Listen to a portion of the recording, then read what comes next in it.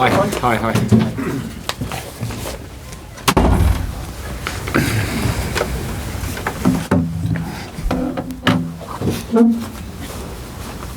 Afternoon everyone, welcome to our pre-match press conference to preview our game against Leicester City this weekend, and we'll start off with Vinny from Sky.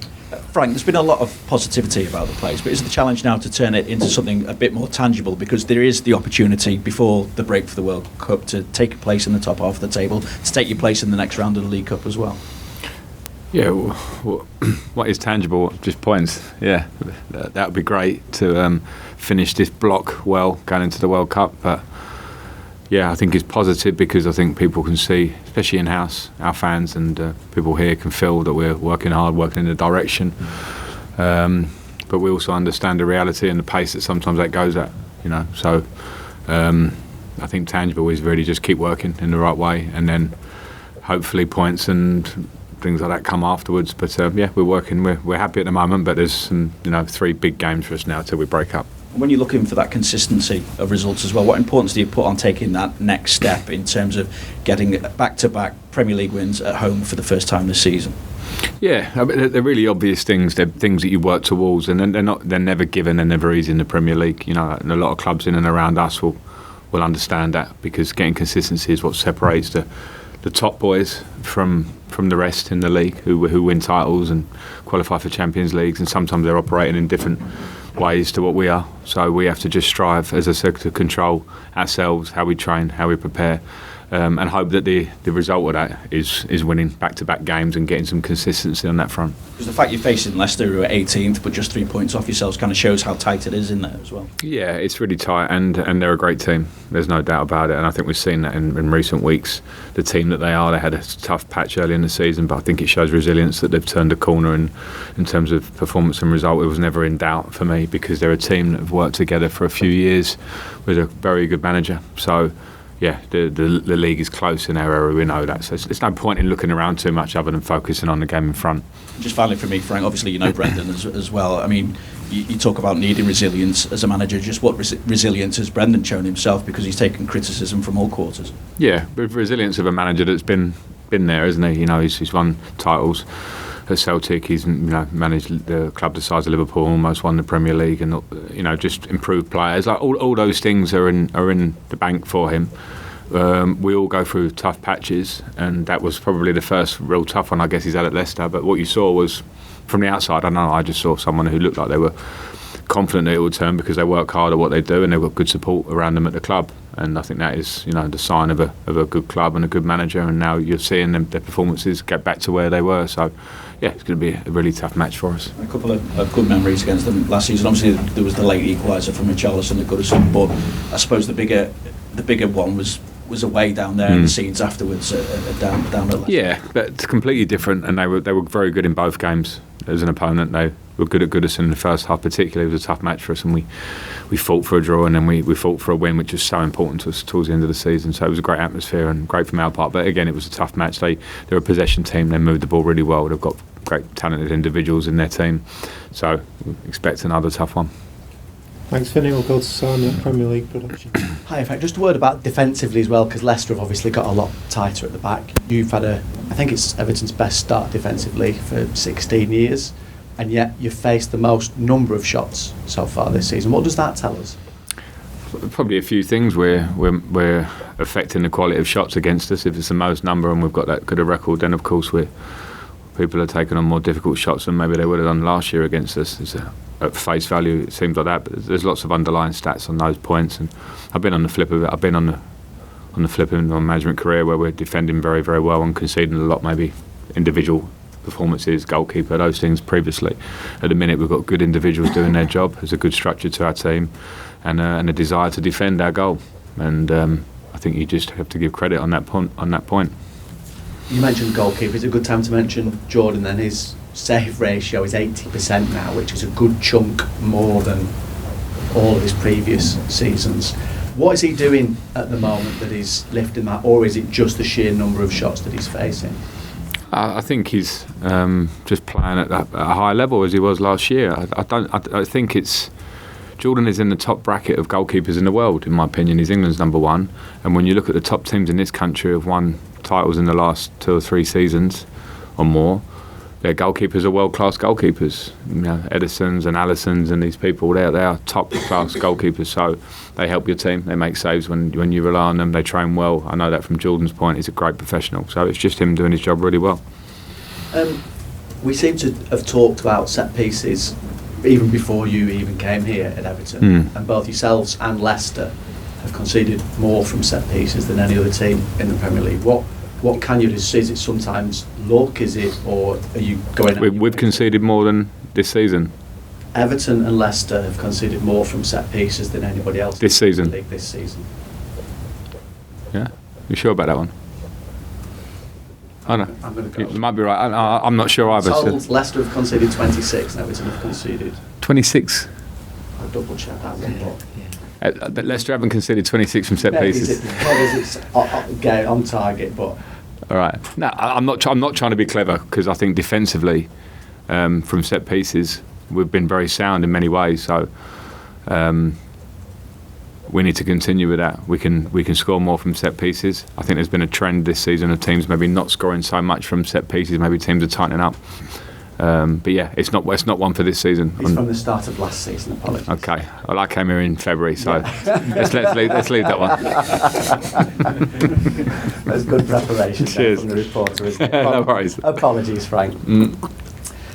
So the other end of the pitch, anyway. Dom, full 90 minutes for him in the last game at Fulham. Yep. How's he reacted to that out on the training pitch? Good, very good. He's trained through the week, and every game is more in the tank for him, and more confidence in his own fitness. And we can't expect goals every game. We all want that. He had a good chance in the last game that he would have wanted to take, but you see that he's becoming more like himself, and I think that's a great thing for us. So yeah, it's a big plus for us. Good time for me. Sure, man. Cheers. Sorry about that. We'll go to Carl at the Press Association.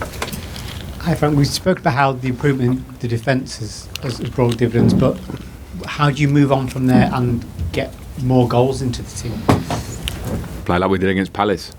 Play with an intensity and a good energy in our game, and an idea that we want to play. And I think we have to continue with that at Goodison, particularly. Use our positivity and the way we're playing. We've got good confidence at Goodison. We're developing our game and trying to be more progressive in how we play. There'll be little blips in the road where maybe we're not as productive or creating enough in certain games in the last sort of month, but some of those games have been on the road in tough circumstances.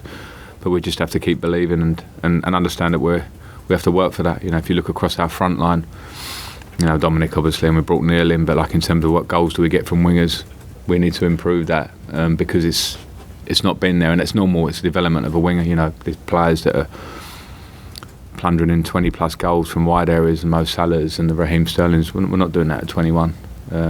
So when you look at our team and the young players we've got, sometimes it's like, okay, we're striving forward towards those things, and maybe then as we progress we'll become more clinical in a scoring way. But yeah, we've got the idea of what we did against Palace. We scored 3 goals. We had good chances against Fulham. Probably could have scored at Fulham last week, but it wasn't to be. Just check on team news issues. If you any issues or any returns or? No, we don't. We've got Ben Goffrey's back on the training pitch with the team, which is great. And training well. Yerry Mina is at that last stage of that as well. He's trained a few days together this week consecutively, so he's very close to being able to play, and we're sort of where we're at a decent position with that in a minute. Thanks, Carl. We'll go to Alistair at the BBC. Hi Frank. I don't know whether you saw comments this week which attributed to the Besiktas coach about Dele Alli. Said that maybe his performing or his efficiency was below expectations. I just wondered what you thought of that, and have you been in touch with him and to ask him how things are going out there for him? No, I haven't been in touch with him personally, but James Vaughan, who does our loans, is in touch with all of our players that are out, and I saw those comments, but at the moment he's not playing for us. I don't watch their games regularly, if I'm honest. I've got enough on my plate here, but we will obviously check in with all our players. But so we're across it, but those comments I just saw, as you did. There's been a lot of debate, obviously, around the World Cup in terms of the amount of games that are being played at the minute, and obviously quite a few players have been injured as well. I just wondered whether you'd sort of noticed maybe those that are included on that 55-man list amongst your squad, or more generally in the Premier League, whether sort of there's the signs of levels have dropped off at all, or your players may be conscious of getting an injury before the tournament? No, not from my players. I think that's pretty impossible. I say impossible, I can't speak for everybody, can I? But I think if you were playing at this level, I wouldn't expect that from my players, and I haven't seen it. I think you have to keep at a level for your own form, for your own fitness in a sense. Keep doing the right things, which means you have to train at a good level to be able to play every week. And if this World Cup's coming quicker than ever in terms of the minute they stop, they'll pretty much go straight into it. They need to be a good level. I think the injuries some of these injuries are normal. I've played when it was like Rooney's broken metatarsal, or Beckham. I remember Beckham this, and so injuries happen. Maybe they're more frequent at the minute because of the squeeze of the fixture list for certain teams, particularly who are playing in Europe, playing regularly every few days. So that squeeze seems to have affected it slightly, but it is what it is. But I've not seen any change in my players. Have you seen any change in the levels of the Premier League, do you think, at all? In terms of the intensity, maybe? Do you think there's been a drop-off? No, I haven't sensed that. I haven't seen that. It's the most intense league in the world, so maybe players that are playing in it regularly are maybe at more risk, maybe, because they have this. They have to repetitively train and play and perform at top levels, and that stresses your body. So maybe in the league that risk is there, but I think squads generally big enough to handle that, particularly these teams that are playing in Europe. They generally have 25 players or so, 22 to 25 outfield players that can rotate in and out of and keep the level of the team. So that's just kind of where the modern day game is, and this World Cup was always going to bring around some issues around it, because it's different to what we know before. But there were issues with that old World Cups. We always used to not complain, but wonder what to do with that 3 weeks, 3 weeks in between the end of the season and the start of the World Cup. That was a difficult thing to challenge, so they normally bring up different challenges.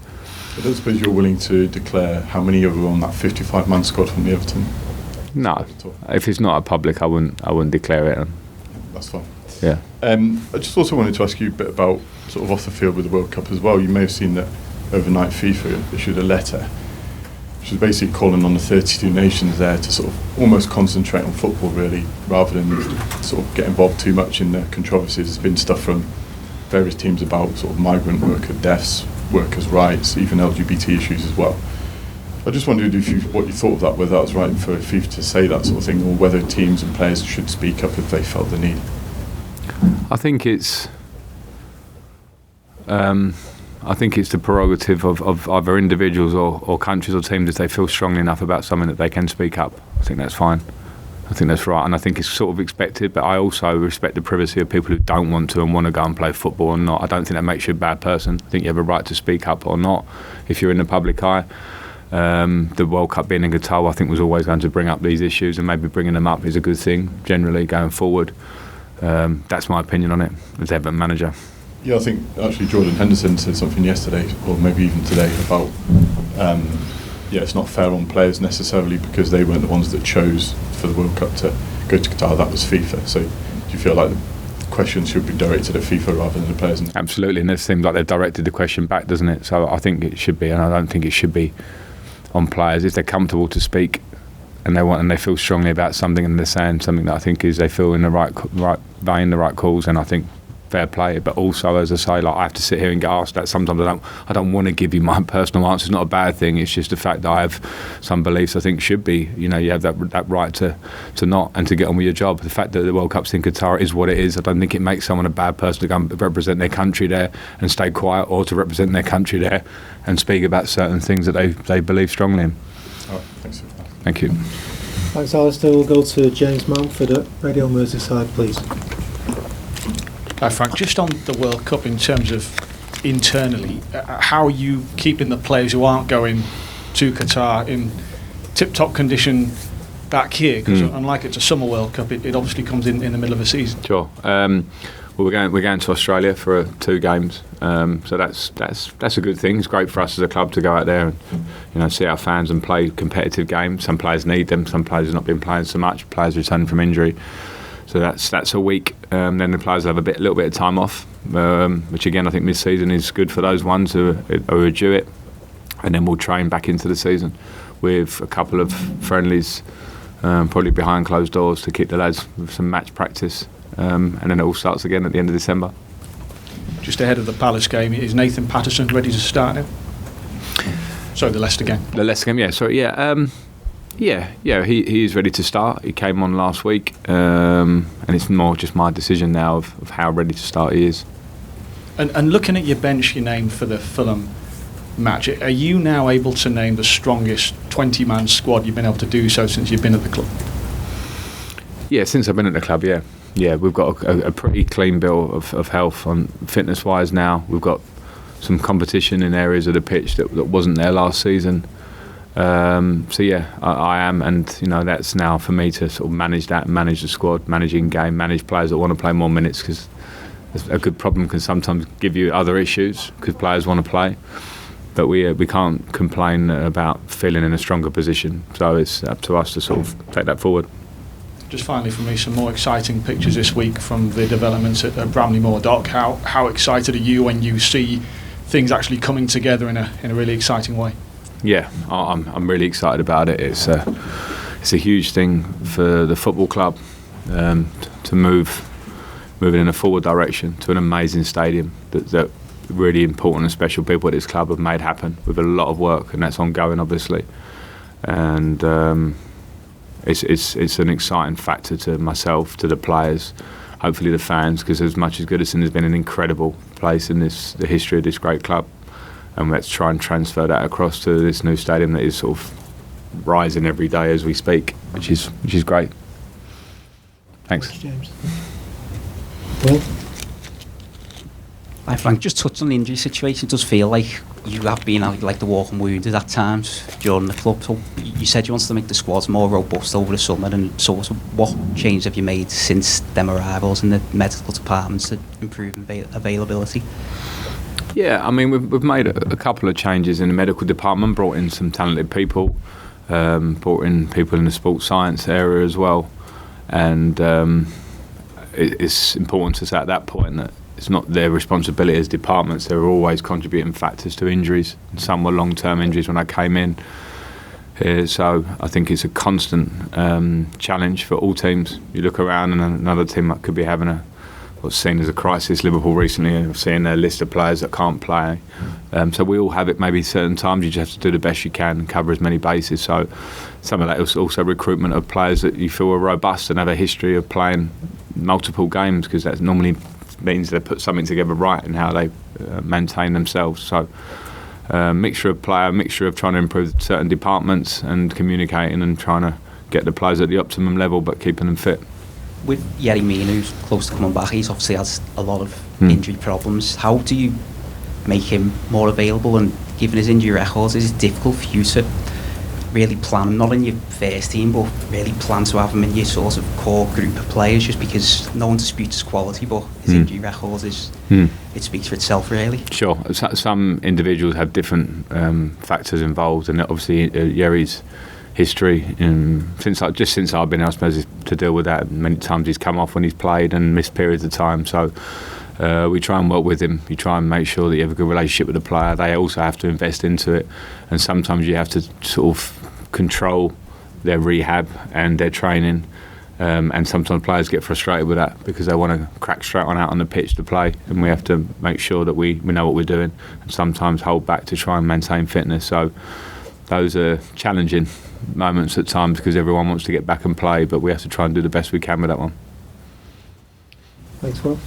Any further questions in the open section before we move on to the newspapers? No? Okay. Thank you. Thanks all. Thank you. Cheers. No, don't worry.